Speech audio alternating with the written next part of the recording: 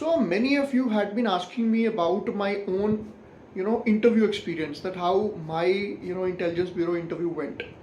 So first, before telling my experience, since I had given this interview twice and qualified the exam both the times, I would first want you to explain about the importance of the interview.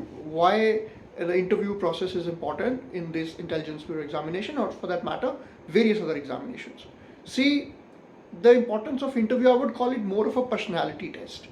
So the board, they are a very senior people sitting there, 4 to 5 members, senior IPS officers, some psychologists, and they want to test your suitability for the examination.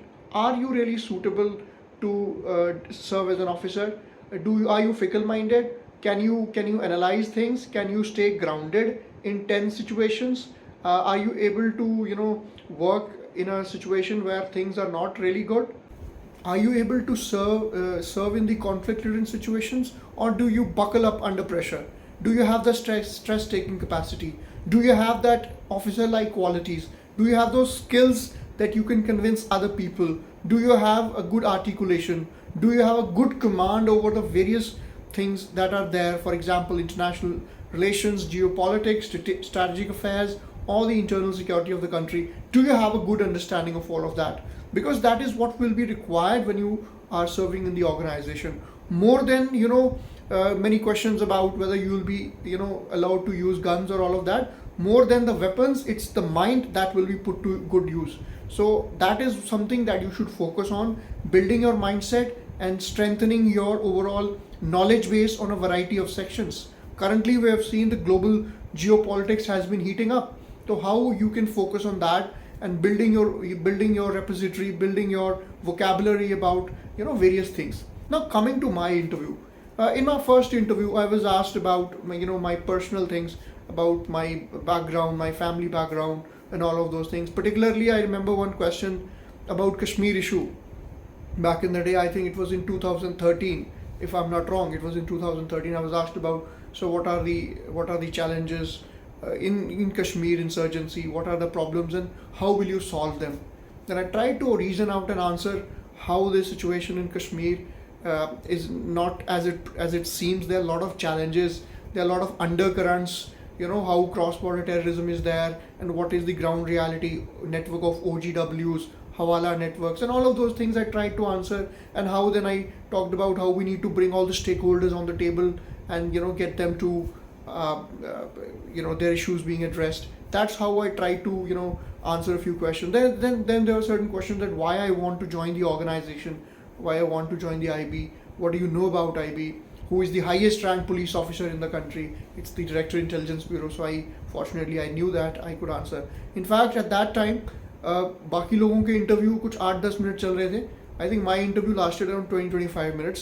And before me that candidate that came, मेरे से पहले जो candidate आया था, ही just came in 3 to 4 minutes.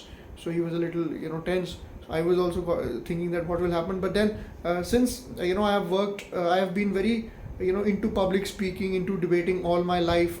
So I was confident of my abilities to perform. But थोड़ी nervousness देखी जब आप इंटरव्यू रूम के अंदर, बाहर वो वेट करते हैं, उस कुर्सी पे बैठे होते हैं, जब आपको चेयरमैन बोर्ड अंदर बुलाता है इंटरव्यू के लिए, तो उस वक्त तक आप थोड़ा वो कुछ पल जो होते हैं, कुछ क्षण होते हैं, 1 से 2 मिनट जो आप बैठे होते हैं, तब आप नर्वस यकीनन होते हो. लेकिन जब आप जाके वहाँ बैठ जाते हो तो फिर आपका वो स्किल सेट और वो आप चीज़ें आप थोड़े से बेहतर तरीके से आप, मुझे लगता है, आप कर पाते हो और अच्छे से आप परफॉर्म कर पाते हो वहाँ पे. तो जनरली मेरे साथ पहले भी ऐसे होता था. I am a state level 5-time debating champion, national debater रहा हूँ मैं अपने कॉलेज और यूनिवर्सिटी डेज में. तब भी वैसे होता था कि when I used to go on the dais, वो जो अपनी टर्न, जैसे अभी आपका 10th नंबर है तो 9th कैंडिडेट बोल रहा है, 5 मिनट वो बोलेगा, तो आप वहाँ बिठा देते हैं आपको नेक्स्ट इन लाइन. तो वो जो 5 मिनट होते थे, 2 से 3 मिनट होते थे, तब थोड़े से नर्वस होते थे. जब चल के जाना होता था डाइस पे, तब भी थोड़ा सा you would feel little nervous. But the moment you start speaking, so it becomes wonderful. You enjoy the process. So I think I would suggest you also, interview process से टेरिफाई मत हो जाइए. Interview process एक बहुत ही खूबसूरत process है.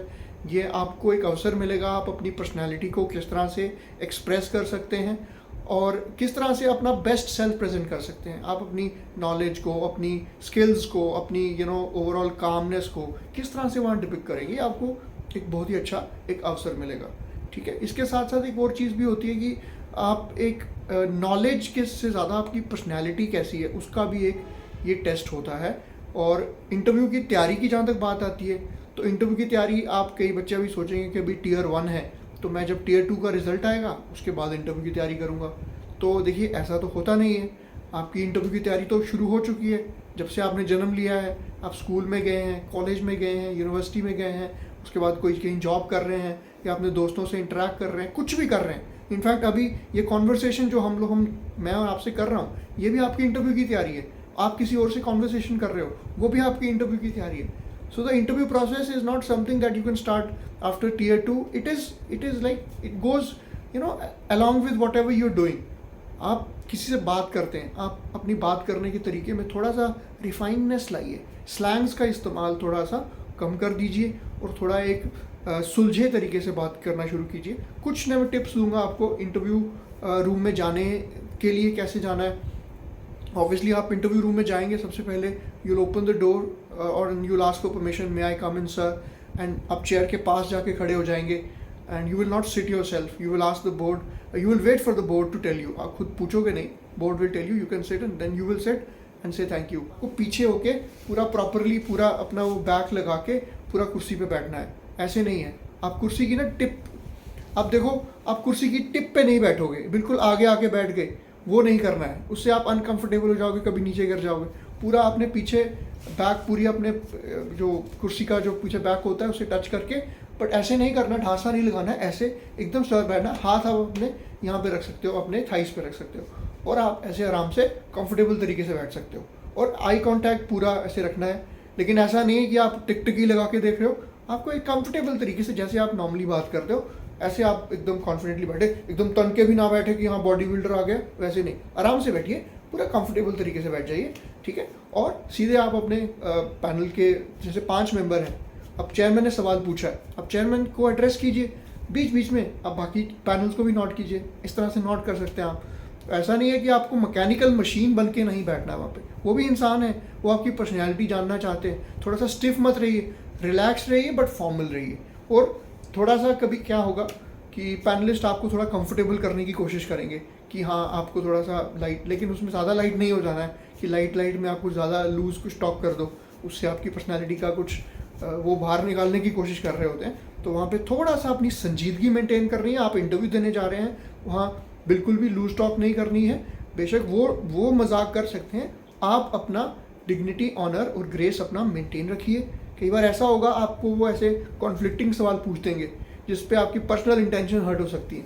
आपका religious चीज़ पे पूछ सकते हैं, या आपके कोई मोटा है तो उसके मोटापे पे कर देंगे, या कोई और बड़ी सारी चीज़ें होती हैं जो हमें पर्सनली हिट करते हैं। ठीक है, तो उस पर किसी के रंग पे कर सकते हैं, लेकिन उनका इंटेंशन ये नहीं होता कि आपको क्रिटिसाइज़ करना या आपको लुक डेनिग्रेट करना, नहीं। वो आपका टेम्परामेंट चेक करना चाहते हैं कि आप इस चीज़ को कैसे लेते हैं, आपकी पर्सनैलिटी कैसी है। तो ये थोड़ा सा अगर आप कोशिश करें, और देखिए इंटरव्यू के लिए रट्टा ना मारें, चीज़ों को रट के मत जाएं, कॉन्सेप्ट्स को इम्बाइब करें over a period of time. I would want you to start working on your personality skills from now itself. And about my second interview, मुझे करतारपुर कॉरिडोर के बारे में पूछा था, तो मुझे तब मैंने इतना एग्जैक्टली मुझे याद है, मैंने पढ़ा नहीं था उस टॉपिक के बारे में। I had the idea but I don't have very deep idea about it, so I try to explain it and the chairman of the board said yes, that's actually correct. So what I'm trying to say is, sometimes you may not know an answer, but अगर कोई analytical सवाल है, उन्होंने मुझे security पे कुछ पूछा था कि पाकिस्तान कुछ प्रोजेक्ट स्टार्ट कर रहा है वहाँ पे, और उस पर उसकी सिक्योरिटी एंगल क्या होगा। अब मुझे एग्जैक्टली कुछ प्रोजेक्ट स्टार्ट कर रहा था, करतारपुर के साथ एक और प्रोजेक्ट था, मुझे उस प्रोजेक्ट के बारे में नहीं पता था, but I try to reason it out कि what can be the security implications, what can be the strategic and geopolitical implications, and that is how I try to answer, and that's the chairman sir liked it, and he appreciated that as well. So that's what I would like to. Don't get bogged down, even if you don't are unable to answer many questions. That doesn't define your worth, that doesn't define your score. What defines is how you get faced. अब ऐसा भी नहीं है बहुत simple सवाल पूछ लिया कि इंडिया बांग्लादेश रिलेशंस पे आप बात कीजिए, तो उसमें आपको बिल्कुल नहीं पता है, वो अलग चीज़ है। कुछ फैक्चुअल सवालों पे अगर आपको कुछ शायद आप जवाब नहीं दे पाएंगे तो दैट इज़ डिस्काउंटेड, बट एक बेसिक चीज़ें जो पता होनी चाहिए आपको, दैट यू शुड नो। अब S400 के बारे में पूछेंगे, इंडिया के एयर डिफेंस सिस्टम के बारे में पूछेंगे, अभी तो ऑपरेशन सिंदूर में बहुत बात हुई है, तो उसके बारे में you should definitely know. So these are a few things I would suggest, you should take care of that. And dress smartly, आप अपना पूरा ब्लेजर एंड वो टाई पहन के जाएँ, और work on your physical fitness also. Look smart, look sharp, so that the panel, you how you dress yourself also influences the way the panel sees you. So dress smartly, loose fitting clothes नहीं, proper fitting clothes लीजिए ताकि आप अपना एक बेहतर performance दे सकें. So that's all about it. That's little bit I wanted to share कि मेरा इंटरव्यू एक्सपीरियंस कैसा रहा. वैसे मेरा इंटरव्यू एक्सपीरियंस हमेशा अच्छा रहा है जितने भी मैंने इंटरव्यूज़ लिए. इनफैक्ट एक मेरा मुझे याद है स्टेट सिविल सर्विसेज का इंटरव्यू था.